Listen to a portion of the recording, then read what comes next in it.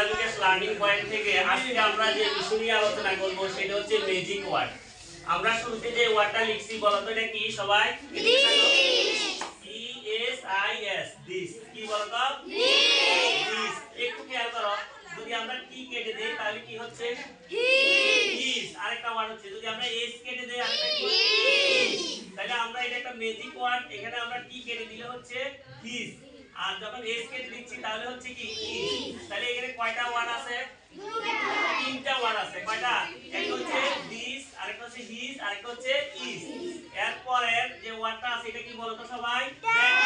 এটা কি বলতো? দ্যাট। কি বলতো? দ্যাট। আমরা যদি টিটাকে কেটে দেই কি থাকে? হ্যাড। সুন্দর। এই এইচ এ টি হেড। আমরা যদি এইচ টাকে কেটে দিই কি থাকে বলতো?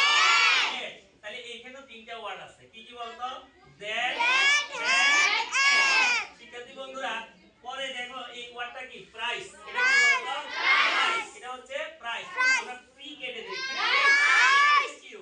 এরপরে আমরা আর কেটে দিই আইস। Very good. তাহলে এখানে কয়টা ওয়ার্ড আছে বলতো? তিনটা। কি কি? প্রাইস, আইস। এরপরে ওয়ার্ডটা কি বলতো? চেয়ার। এটা কি বলতো? চেয়ার। চেয়ার। আমরা যদি এই সিটাকে কেটে দেই তাহলে কি থাকে? আমরা যদি এইচটাকে কেটে দিই কি থাকে?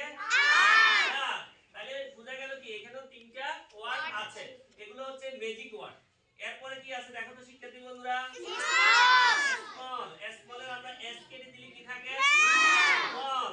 আমরা যদি এন কেটে দিই তাহলে থাকে অল। তাহলে এখানেও তিনটা ওয়ার্ড আছে। একটা হচ্ছে অল, আরেকটা হচ্ছে মল, আরেকটা হচ্ছে স্মল।